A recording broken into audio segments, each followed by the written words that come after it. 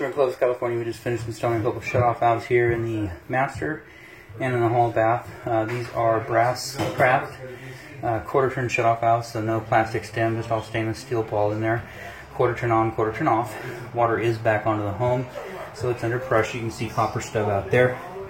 And then, of course, they're getting a floor put in, so the flooring contractor is going to reinstall these toilets. The homeowner did purchase this shutoff valve and this supply line at our direction. They wanted to get this replaced as well. We were originally working on the hall bath upstairs because the shutoff valve failed and flooded, partially flooded the upstairs bathroom. So this one's good. You can see here, that's piped up, but what we're checking for is any kind of moisture around this nut area, and you can see completely dry.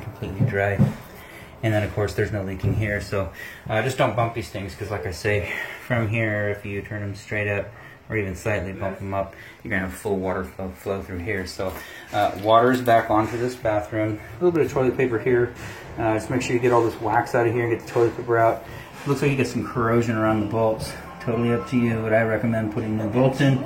Probably outside the scope of work of your flooring contractor, but that's what I like to do, and I just thought I'd document that for you. Anyway, so this is the master bath. Down the hallway, the original work. Here, so you can see hall bath, same thing. We did purchase this shutoff valve. Homeowner purchased the supply line, again, at our direction, so this is brass craft. And again, right out of Home Depot, it's 3/8 by 7/8 by 16 inches long. We like the braided stainless steel. They have the old PEX tubing in here. Don't like them at all. They get hard, brittle, they crack, and then you got flooding. So anyway, same thing with this one. You can see, you can't see, no water, so it's good. I monitor these. You know, once this goes back together and this valve opens, typically I'm here to inspect this. I won't be, so you know, once you turn it back on, you do need to inspect where the nut is tightened down to the shutoff valve, and just to make sure it's not weeping water. You know, weeping, dripping, spraying, flooding, anything like that. So we've tightened these both down, and they're good. But you know, whoever's installing the toilet, you know, they really should, from my point of view anyway, they really should make sure everything is dry and not leaking, up to and including something they didn't install, which is this right here. So I would monitor that, take a look at it, even after it's installed.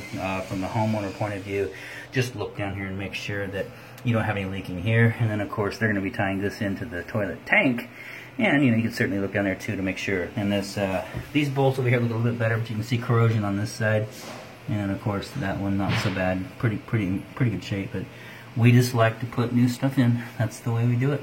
Outside of that, this installation is done.